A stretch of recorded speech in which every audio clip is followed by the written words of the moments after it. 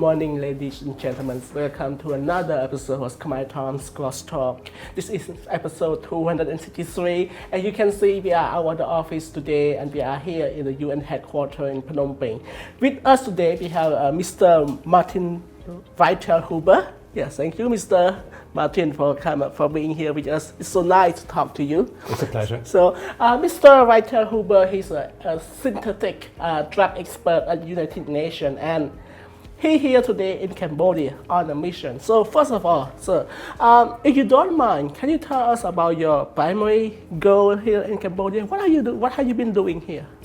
Yes, I come from the United Nations Office on Drugs and Crime. I'm a project manager, and I'm here in Cambodia to lead a team of experts on synthetic drugs and chemicals.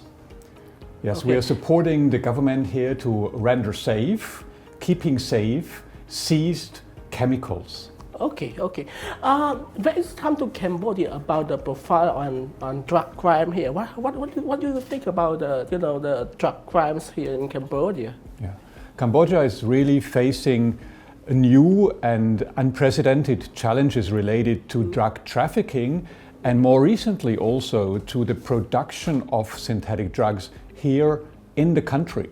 So criminal groups are using Cambodia to bring in chemicals, and they're producing synthetic drugs in clandestine laboratories. Okay, so this is a profile of Cambodia. So what is the UN Drug and Crime Office has been doing to address this problem? Specifically, what have you specifically doing in the past few weeks? Yes, we were working hand in hand with the government here, particularly with the National Authority against for combating drugs, and we trained a team of national officers from different agencies, and we trained them on first keeping themselves safe when they are handling toxic chemicals. And then also to move those chemicals out of the places where they are stored at the moment, that's close to communities often, to a safe place where they can store it out of the reach of criminals, where they're not affecting negatively the community living around, and where in the end we will be able to deal with them, dispose them safely. Okay. I'm sure you have been working with Cambodian officials, right? What is your view on their capacity, their skill set, in handling drugs? It was really amazing to see the capacity gain over the last few weeks. We started with a very intense training on putting on what we call personal protective equipment, meaning chemical suits, full body suits, masks with chemical filters, breathing apparatus, because the air in many of these storage places is not breathable. It will kill you if you breathe it. So we had to go in fully protected, and we transferred all those skills to our Cambodian counterparts. And after that, they were using those skills to enter together with our experts these places and getting the chemicals out. Yes. Mr. Raithelhuber, so you know that the chemicals are being brought in Cambodia to be turned into drugs. Do you have any idea where this chemical are coming from? Is it like a neighboring country, or maybe country far away? Or? From what we see on the labels of these chemicals, the barrels, the containers, boxes, etc., they're coming from different countries. So this could be neighboring countries, but they come from countries as far as China and India as well. So it seems that the criminals were just using any opportunity they could get to import something, or to divert these chemicals from illicit chemical imports already in the country. Because many of these chemicals are used also by the legitimate industry here in Cambodia, right? And so there is always a risk that these chemicals are being diverted from the illicit channels and then end up in a drug lab. Okay, so we know that, we understand that all these chemicals are being turned into drugs in Cambodia. So have you ever got any like statistic whether these drugs are being distributed in Cambodia or maybe outside of the country as well? Of course, there is drug use in Cambodia. We know that, and probably most people in Cambodia will have seen drug use, within their family, friends, colleagues, etc. But the scale of the drug production we have seen here, and we have actually seen one of the production sites, one of these clan labs, how we call it, clandestine laboratories, is huge. It is probably, it's certainly the largest facility I have seen in my professional career, and all the experts we were speaking to, it's the largest facility they have ever seen in their professional lives. And clearly the capacity of this clandestine laboratory is so big, producing drugs at a ton rate, that is for export. I mean, predominantly for export. Mm-hmm. I mean, yeah, if you look at our headline, I mean, 10, 20 years ago, we got the news about like drug sellers, like they are selling a bag by bag, gram by grams of drug. But now the headline is not, it's tons. It's just like 4 or 5 tons of drug and chemical to turn into drug. So what do you think, that lead to this problem? Yeah, you're absolutely right. It's a new dimension. Yeah, and it is not only a new dimension of drug trafficking and production for Cambodia, but other countries in the region are also facing this challenge. Similar clandestine laboratories have been detected in Vietnam, for example, or in Laos also most recently. So that is important to understand, that this is not just a development happening here in Cambodia, it's a development happening in the lower Mekong region. And to understand it, we have to look at a broader picture here in the region. I think many people may have heard about the Golden Triangle, the Golden Triangle, Laos, Thailand, Myanmar, where since many, many years drug production has been happening. Now, because of the more recent events in Myanmar, trafficking flows have changed. It's no longer so easy to reach the coast, from the Golden Triangle through Myanmar, for example. So effectively, the trafficking flows are now going down along the Mekong, and Laos and Cambodia are just on the route, right? So what you're seeing is something which is related to events also happening in the broader region. Wow. Okay, but it sounds to me like it's not one minor syndicate or something can do this. It sounds like a major international system. Correct me if I'm wrong, but do you think like there is like a major international syndicate like dealing with all these illegal businesses? Clearly, the drug trafficking in the region is organized by internationally operating criminal groups. And the authorities here in Cambodia, for example, have arrested nationals from China, from Taiwan, in connection with these seizures and the clandestine laboratory.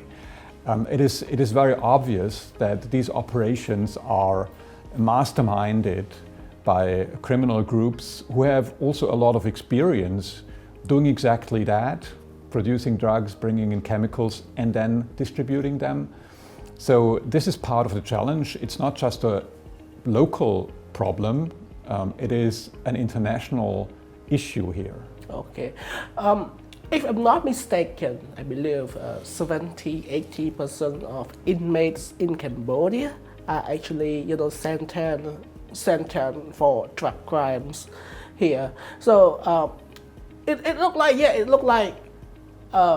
the government has been, doing a bit of crackdown on all of this. But you think what is your view on the effort that the Cambodian government has displayed so far on cracking down on drug crimes here? Yeah, I see that drugs and drug crime are really being given more emphasis, more priorities here within the government, and that's certainly a very, very positive development. But what I've explained here, the challenges Cambodia is facing at the moment really require also regional cooperation, regional information exchange. At times, international expertise is required, for example, for specific challenges related to these clan labs and the toxic chemicals. And certainly, I mean, what we always say is, yes, you can tackle organized crime with criminal measures. But if you're looking at drug use, we want to emphasize also the importance of prevention, right? I mean, what you can prevent, a problem you can prevent, you know, that's a problem you're not going to have later on. Okay. What do you think are the most, you know, targeted group when it comes to drug user? Did you have like, is it like young people or middle age or some other? Actually, you can find drug use in almost all age groups. Drug use is typically higher among the younger population. The population most at risk of starting drug use are young people, right? This is particularly teenagers. That is an age where people like to experiment a bit, maybe, yeah. And this is also where I think prevention efforts are most effective. Okay. Okay. So supposing that, I mean, I have a daughter. Okay. I have sister and I have a nephew. At the local level, okay. If you are someone who is in charge of a young, let's say a young man, a teenage boy, a teenage girl, how do you start? I mean, how do you start like educating them? What do you think? What's the best way to tell them? Okay, please do not use drugs. It's just like, what is the best way to do that? Is it like prevent them from going out with friends at night, or what should we do? What do you think? I mean, I'm not a drug use expert. I work more on a different set of topic, but of course my organization has a drug prevention and treatment program, and they're looking at all these aspects. And I think what is really important is that all the measures are specific for the age group, right? You can talk about drugs with a teenager in a different way than with maybe a primary school student, in a very different way. So there are different approaches, and I think the experience is that you should not wait too long, but use an age-specific approach, because people, also children, will see drug use. They will experience drug use by others. Yeah? And that is already an entry point where you can say, okay, what is happening here? What is happening with those using drugs? What are the negative consequences of it? So there are many different ways to strengthen families, strengthen communities, not to use drugs or to reduce drug use and to reduce the negative consequences of drug use. Yeah. One question I really need to ask about on the topic of drug possession. So in Cambodia, I think a few years ago now, many years ago, we have this campaign saying that drug users are victims. They are like they need rehabilitation and something like that. But if you look at our newspaper, like sometimes people get arrested because they possess drugs.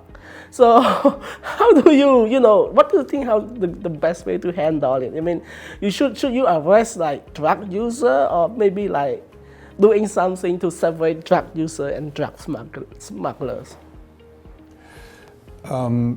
It is not always easy to draw a line, because as you're saying, people using drugs necessarily possess at least small amounts of drugs at a point, yeah. Right?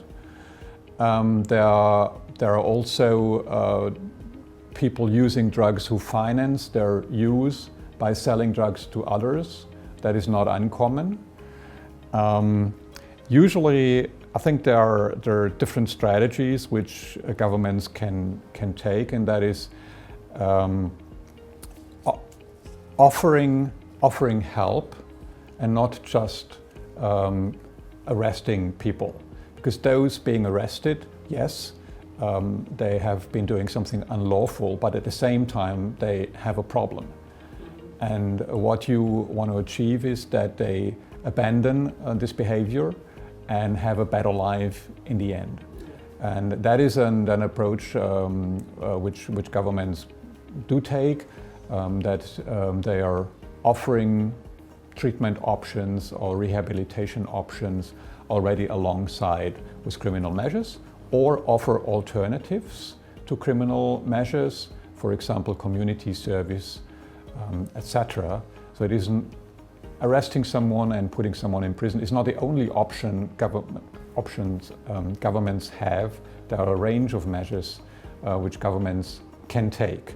And more importantly, of course, it is to go against the masterminds, yeah, to reduce the availability of drugs. Drugs are just very cheap and are getting cheaper every year because of the large-scale production. Yeah, synthetic drugs offer really a unique opportunity to produce drugs cheaply and at a large scale. The chemicals are cheap if you know what to do with them and you have the equipment. The production costs are actually very low. And now Cambodia is in a situation where there is drug production in Cambodia, meaning the drugs are produced right here, drugs like ketamine, for example. And that means also the costs of a drug is always cheaper closer to production. And it gets more expensive, you know, the longer the trafficking route is. And that is a worrying development, you know, because if drugs are just very much available and they are very affordable, a methamphetamine pill sold here, you know, as yaba or yama pill costs less than maybe a cup of coffee in a coffee shop. Yeah, so that is also this accessibility of drugs, which is worrying, and why reducing the supply is important. And the most effective way to reduce supply is to go after the criminal organizations setting up these production facilities. Mr. Raithelhuber, this one question that I never need to ask you. I always wondering, because of I believe that in all countries, drug crimes are always entailed with serious punishment. In some countries, even capital punishment. We have the story of drug dealer using children in their operation because they believe that children is they're underage, they will not if they are caught, they will not face serious punishment or something. Do you have any information on this? Is it true that the drug smugglers, drug dealers are using children in their operation? No, I don't have information about that. Okay, yes. So. You are here as part of the mission for the United Nations. So, United Nations. So, what are upcoming projects or major projects that the United Nations are bringing in to help the country in the region, not just Cambodia, but in the region, combat drug crimes? Yeah. Well, we see that Cambodia is not alone in experiencing this new and very challenging situation of having larger and larger seizures of drugs and also drug production in the country. I mentioned other countries who are experiencing a similar development, and what we do is also foster the regional information exchange. We have developed over the past weeks here some innovative solutions, for example, to keep safe some of these chemicals and transport them safely to a central facility.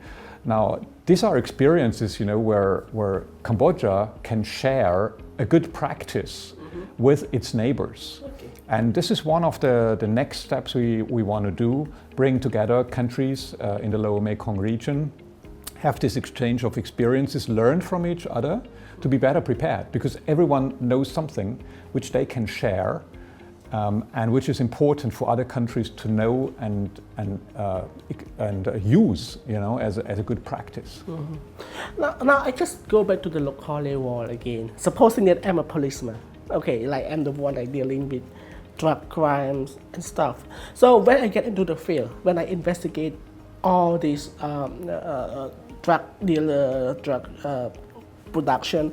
So at the most basic level, what are the skills that I need? Suppose I'm a big cop, let's say I'm doing investigation, I'm working on combating all these kind. What are the skills that today in the modern world that the policeman need in order to do it effectively? Right. Yes, and that's a very, very real scenario. You know, any police man in the country could suddenly encounter a situation where there is, oh my God, this is a clandestine laboratory. They're cooking something. There is a smell. There are chemicals, and for the, let's say, the ordinary policeman in that moment, I would say, take a step back. Okay. Because if you move forward, it's not sure if you will survive this, or you may suffer serious damage to your health. Okay. So inform your superiors, inform particularly also the NACD, because they have some chemical experts who can assess the situation. They have instruments to measure, for example, the toxic gases in the atmosphere. They will understand which chemicals are present, and then we will be able to shut this facility down. And they have now the equipment. They may have to go in with chemical masks and filters, etc., to assess the situation, and they know how to keep themselves safe and to avoid, you know, from serious things happening. Yeah. But it is important that the police personnel knows about this development, right? That there is awareness that you could encounter such a facility. You can encounter a chemical storage, and it's not always the best idea just to enter and take a very close look. Sometimes you need to call in the experts, right? Okay. I think that's all for the question that I want to ask now. Eventually, before we finish our show, I would like you to look at our audience and, you know, spend a minute talking to our audience. What do you want to speak to them? Yeah. Now, thank you very much for the opportunity. After 4 weeks of working here hand in hand with authorities in Cambodia, I'm really thrilled by the capacity gain here, by the commitment of our counterparts to take up the challenge of synthetic drug trafficking and production here in the country. It's a huge challenge. It needs a lot of efforts from Cambodia. It needs regional cooperation. It needs also international expertise. And I would just like to assure the government and the people here that we as United Nations, we stand at your side. We're offering our expertise. We will do what we can to support you with the knowledge we have to find the right responses to these challenges. Thank you so much, Mr. Martin Raithelhuber. I mean, thank you. Thank you for doing this in Cambodia, and we wish you all the best on your future missions. Thank you so much. Thanks a lot for the interview. So that's it, ladies and gentlemen. That's it for our show this week. Be sure you got the message, and I think it's a problem not just for Cambodia. Okay, it's for the countries in the region and the world. So, because for further cooperation between countries, information sharing on combating drug syndicates and drug production in the region and in the world. And I'm sure you got the message. Winners don't use drugs. And that's it for our show. And we're going to see you next time. For now, sign off and goodbye.